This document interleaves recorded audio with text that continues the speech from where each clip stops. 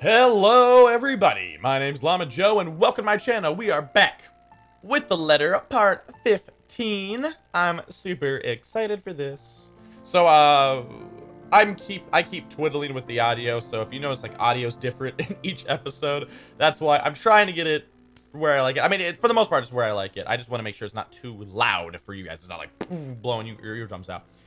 In the last episode I had seemed fairly loud. The way I have it compressed where it's not going to go above a certain point, which is good, but I just want to make sure it's still not like blowing out your guys' eardrums. But who knows, maybe when I upload it, the ones that I thought were like too loud, it's like a per volume, the ones I thought like were a good volume were too quiet. So we'll find out when I upload some stuff. So yeah, we'll see.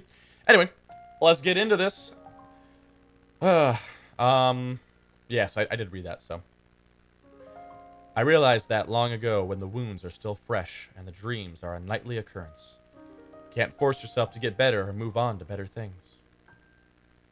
It is what's normal now, and I can only cope. The question in her eyes may be unwarranted, born simply out of curiosity and sincere concern for a friend. I don't owe her an explanation, in fact. But of all the people I keep close in my life, she's probably one of the very few who perhaps I can trust with this. Maybe she won't understand entirely. I can never hope she will, no. Never to the full extent. That alone is expecting too much of her and giving too much of what I can. However, for all her shortcomings, I know she'll hear me out. And that is all I can ask of her. My bad. I was kinda hoping you wouldn't have seen me with these. The pills rattle lightly against the container when I gently set it back to its usual place. Always the small area closest to my laptop, near the right hand. Within reach whenever, and a quiet reminder of what I shouldn't miss every day. What? Oh, is it bad? I was just thinking that maybe it's a cold like Becca's. Oh, uh-oh. Do you need me to get anything from the store? Soup or something? There's one nearby, right? Maybe she's trying to change the subject on purpose. Maybe like, oh, this is a little more personal than it needs to be. I can run real quick and... No, nothing of that sort. I'm perfectly healthy right now. Yeah, physically, maybe not mentally. It's really difficult to say, but can you promise me you'll listen at least? What is this about, Zach? I should have been upfront with you about this a long time ago. Well, Ashton found out without me telling him anything. But you already know how that guy is. Can't hide anything from him. If it's something you're having trouble saying, you don't have to force yourself to tell me. I'll forget I ever saw anything and won't ask questions. Promise. Yeah, okay. No, I need to get this off my chest eventually. Besides, we're already here. Might as well finish what I started, yeah? If you say so. She takes a seat on the couch, her posture easy and open, and her smile honest. Man, that sucks. Like, the stuff with his parents, because that already makes it even more personal, you know, as far as his movie goes. And so that makes even more sense why he would take such a harsh, negative, you know, like, why he would take it so personally about the people being negative and having criticisms about his movie. I think I read this already, but just in case. She takes a seat on the couch, her posture easy and open, and her smile honest. There, I read it fast, just in case I already read it. As if this is just a simple talk between two friends on a regular day. It is far from one, but her unreserved air is enough to stamp down the twinge of unease that threatens to come up. Let's hear it then. And she does. True to her words, she listens while the story spills out of my mouth. Of my ma and pa, that little old diner across the pond, and what it left me in that day. Oh, fuck, so they came in the diner and shot him up. So they owned a diner. I can't recall most of it now, my own account jagged with a few missing details here and there. The passing years have eroded most of my recollection of the whole incident. All except for that one moment in the kitchen. The ringing of gunshots are as vivid as it sounded that day. Even Ma's hysterical screams the moment Pa's body hits the floor, motionless, his lifeblood flowing out from under him. And the gunman, he was smiling. He was smiling when Pa opened the door to welcome him. He was smiling when he put a bullet to Pa's chest and Ma said, oh, so he did kill his fucking mother.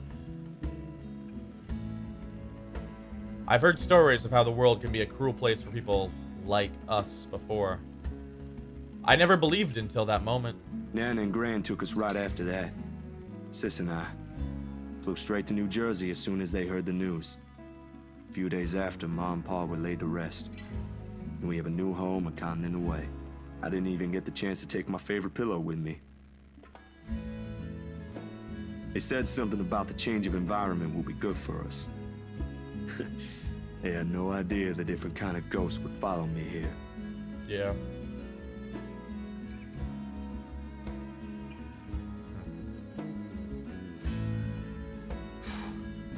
I expected questions, mostly those brimming with childlike curiosity, and maybe some that are a little too hard to answer. Man, this got really fucking real. Shit. But to her credit, she just sat there, lent her ears, and looked at me with no expectations or unnecessary judgment in her eyes. Well, yeah, I mean, why would she judge you for that? She appears wiser and older like this, easier to see the breadwinner in her. Her younger siblings are lucky to have her. When I'm done, after everything's been said, she wraps her arms around me. A bit awkward considering the gap in our heights, but it gets her sentiment across. But it's difficult to answer this in kind, if I am even supposed to reciprocate the gesture given my earlier apprehension. She pulls away shortly with a smile on her face. Not the reaction I braced myself for, but it is obviously better than what I imagined. I mean, what would you imagine? Like, her to shame you? That your parents got fucking murdered in cold blood right in front of you by a racist piece of shit? Like, I mean, and you're having mental trauma from it? Yeah, no, that, all pretty reasonable to me. As far as, like, reactions, like, what happened is not reasonable. It's really messed up, but... Are you not gonna say anything? Am I supposed to say anything after? Like, apologize or something? I don't think that's very appropriate. Yeah, I know, right? If you want to hear one, I can think of something real quick. I'm sorry people are really shitty in the world. Not really. Other people have something to say after usually. And they're not necessarily nice either. Oh, okay then. I won't. I can't think of something anyway. Sorry, I'm not very good with this. Oh, I have just something usually nice to say. What, get over it? Stop being a baby? Like, what in the world? Who else knows, by the way? My older sister, grandparents, and just Ash and you for now. Maybe I think I should tell Rebecca too, but... Man, you tell who you want on your own time. No one's gonna rush you, no one's gonna be mad at you, no one's gonna pressure you if they're really your true friends. But not right now?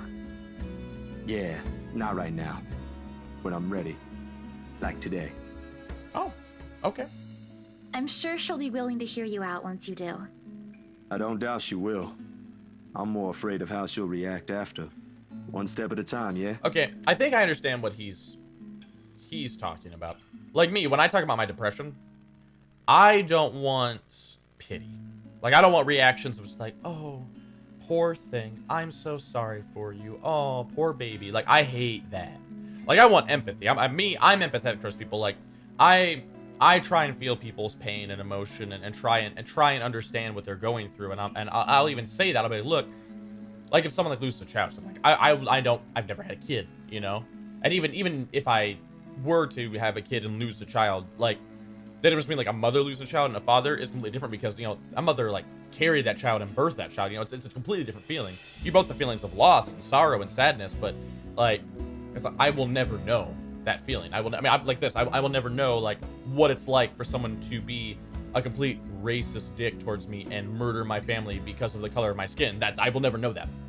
And so, so I definitely get him on that level, like where it's like, you know, like I don't want people reacting and I like when I talk about depression, I don't want to be treated differently. You know, I mean, yes and no, like in a way, like I want to be noticed. I want to be appreciated, you know, I want to be welcomed and accepted, but like I want it to be natural. I don't want it to be a thing that's like, oh, because I know you're depressed, I'm gonna treat you different. It's like, no, treat me like you would treat me like a normal, decent person. And that's all I'm asking. And if you can't do that, that's fine. But, you know, that just means that it may not work out as us as friends, or it may not, you know, so if that's what he's talking about, then I do understand. If he's talking about just like her reacting negatively, as in like, what are you so upset about, then I'm really confused, because I don't know any normal person, any sane, reasonable person that would be like, you're stupid for having these feelings.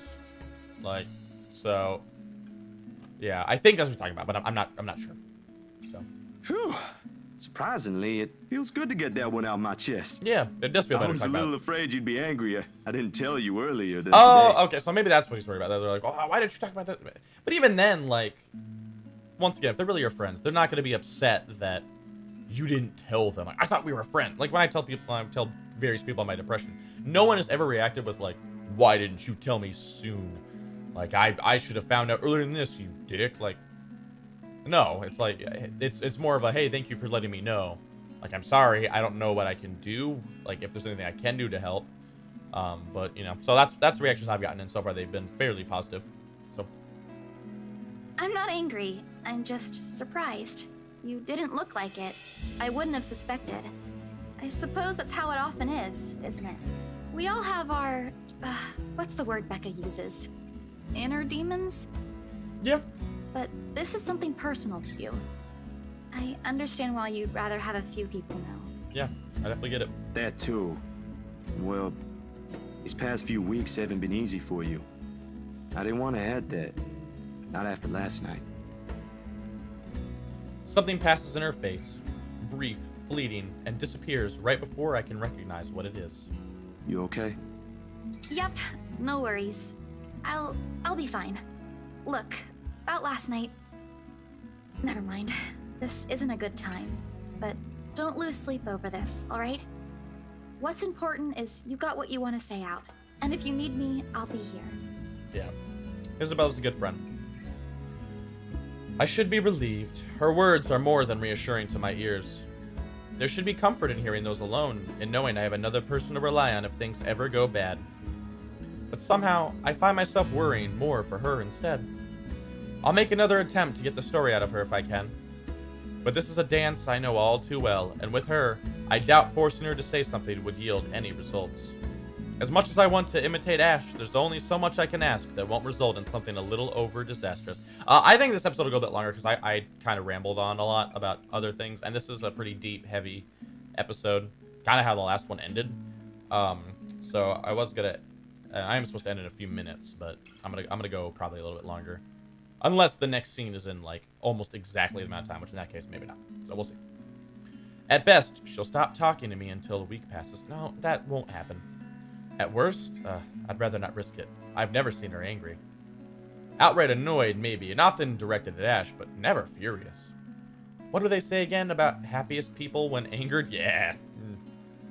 Besides, it'd be unfair to her after our little chat. So, food then? She seems relieved at the brisk change of subject, as if it had been simply waiting for its cue all this time. Her stomach rumbles at the mention of food. Rather loudly, as a matter of fact. Alrighty, Missy. We're going to get some chow now. Better be quick, though. Can't have your stomach starting a revolution on us here. Don't make fun of me. I'm not that hungry. Maybe a little. I didn't think I'd end up skipping dinner last night. Well, yeah. When you almost die, you tend to forget about food and more about survival, so pretty reasonable. And now we have one starved stomach protesting. Sorry, it'll be nothing fancy, since I'm a little low on stocks. I should probably drop by the grocery store after the meeting this afternoon. I can make a quick run for you if you want. Nah, I've got enough to put together something nice here. Maybe. I could always improvise if we're missing an ingredient or two. It ain't like we're going for a Michelin 3-star status here. Also, didn't I say you're a guest? Is this a Filipino thing? Or just Rebecca rubbing off on you? Maybe a little bit of both. The soft laughter that comes from her doesn't quite reach her eyes. Neither. The answer is neither. Because if she stays idle, she'll remember. On second thought, I might need a little help slicing up the potatoes while I prep the ham. There you go. You up for that? What? Do you think instant noodles are all I'm about? I'll have you know, I can cook a mean paella with my eyes closed. I don't know what a All my paella is. siblings love it. Sure you can. Come on. I think I know what we'll do with those spare ingredients.